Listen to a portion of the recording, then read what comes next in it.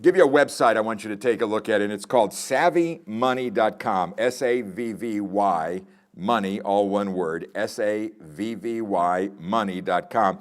It's a good website that's got a lot of good information. The gal that's sort of their spokesperson is Jean Chatzky. Jean used to work for Money Magazine. You saw her on the Today Show all the time and everything.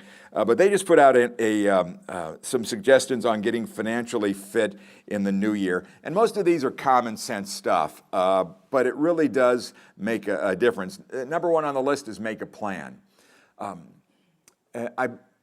My kids are not good financial planners. They just kind of go with they're at that point in their lives.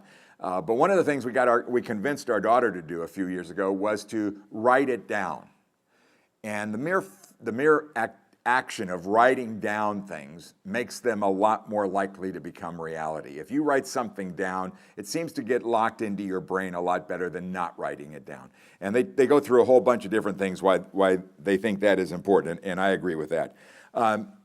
Making your saving and investments as automatic pilot as you possibly can make an awful lot of sense. And that's why for workers out there, if you have a 401k available to you or other kind of employer-sponsored retirement plan, my goodness, do it, especially if there's any matching funds involved. And by the way, almost all the companies that stopped matching funds when the economy really was at the nadir a few years ago have restored that and are matching funds now. So, you never turn down free money.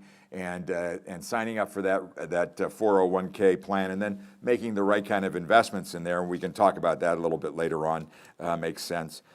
Spend smart, again, that's a good thing. I did this a few years ago, and it really was an eye-opener for me. I literally started writing down every time I spent money, what it was. If it was going to Starbucks, if it was buying a newspaper, it didn't make any difference. I wrote it down every time that I did it. And you pick up some repetitions, things that you can change.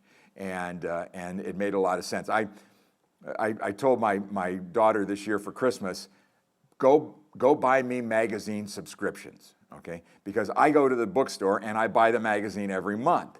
Well, I'm paying double what it would cost for that magazine if I had a subscription.